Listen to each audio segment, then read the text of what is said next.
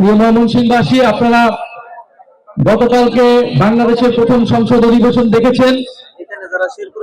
আমরা সংসদকে সম্মান জানিয়ে ইলেকশন ইঞ্জিনিয়ারিং এর অনেক অভিযোগ এবং সমালোচনা থাকা সত্ত্বেও আমরা সংসদে গিয়েছি কারণ জনগণ আমাদেরকে এত কারচুপির পরে আমাদের কয়েকজন সদস্যকে নির্বাচিত করেছে, বিরোধী দলের 11 দলের সংসদ সদস্যদেরকে নির্বাচিত করেছে সংস্কার কার্যক্রমকে বাস্তবায়ন করার জন্য, উচ্চ কক্ষকে বাস্তবায়ন করার জন্য, সংবিধান সংস্কার করার জন্য।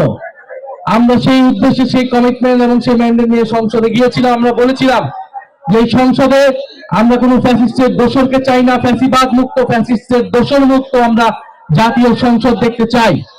কিন্তু গতকালকে আমরা দুঃখজনক ভাবে খুব ভালোভাবে শুরু হলো, আমরা খুব আন্তরিকতার সাথে পার্টিসিপেট করলো, দেখা গেল যে ফ্যাসিবাদের দোসর রাষ্ট্রপতিকে বক্তব্য দিতে দেওয়া হলো। এটি করে জুলাইয়ের আকাঙ্ক্ষার ভিত্তিতে যে সংসদ, সেই সংসদের সাথে এক ধরনের প্রতারণাই করা হলো।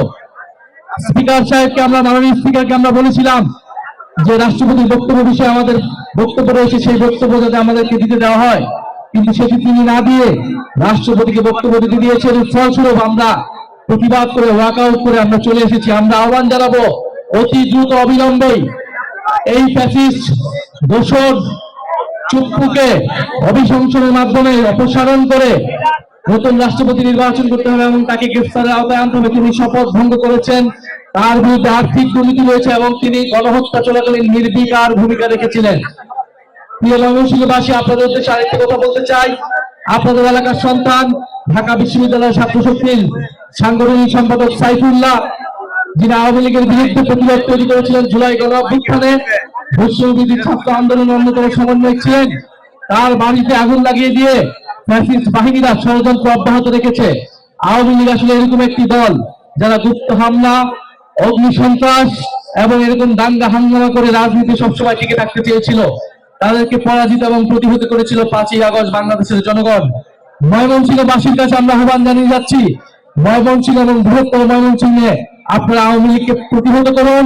আমরা আইনের শাসনে বিশ্বাসী, ফলে আপনারা পুলিশে ধরিয়ে দেন, গ্রেফতারের ব্যবস্থা করুন।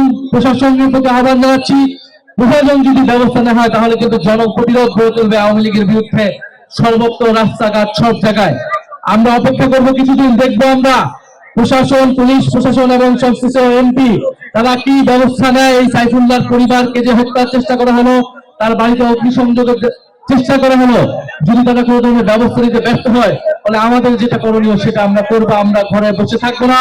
আওয়ামী লীগ যদি যুদ্ধ পরিস্থিতি তৈরি করতে চায় দেশে, তাহলে আমরা প্রতিহত থাকবো ইনশাআল্লাহ।